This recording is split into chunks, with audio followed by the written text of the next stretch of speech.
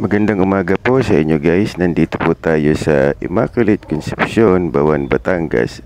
Isa pong pilgrimage destination para sa mga deboto. Ito guys ay makakapagdasal pa rin kayo kahit wala kayong dalang rosaryo. Ang gagawin nyo lamang ay tatayo kayo sa bawat bilog ng rosaryong ito upang makapagdasal. Napakaganda ng ideyang ito guys para sa mga depoto ng Immaculate Conception dito sa Buwan. Dahil ang rosaryong ito ay napakahalaga sa mga tao upang dasal para sa kanilang minamahal.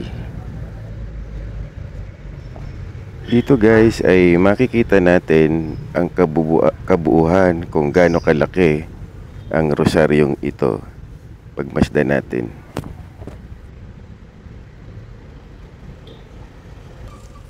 Napakaganda guys at napakalinis na kanilang plaza at ang disenyo ng kanilang simbahan ay makaluma pa, panahon ng Kastila. At narito pa ang mga ibang detalye. Immaculate Conception Bawan Batangas Parish Church are usually pilgrimage destinations because of the architectural designs and historical relevance of the religious sites. This is an amazing church with blue painted interiors. There is indeed serenity and a new level of calmness in the place. Hometown Church, Immaculate Conception, Roman Catholic dogma asserting that Mary, the mother of Jesus, was preserved free from the effects of the sin of Adam, usually referred to as original sin, from the first instant of her conception. Dito guys ay sinubukan kong magdasal sa harapan ng altar upang ipagdasal ang mahal ko sa buhay.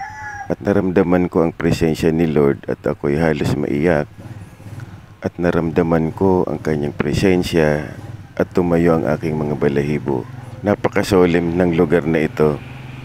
Hinihikayat ko kayong pumunta sa Immaculate Conception Parish dito po sa Bawan, Batangas. Maraming salamat po.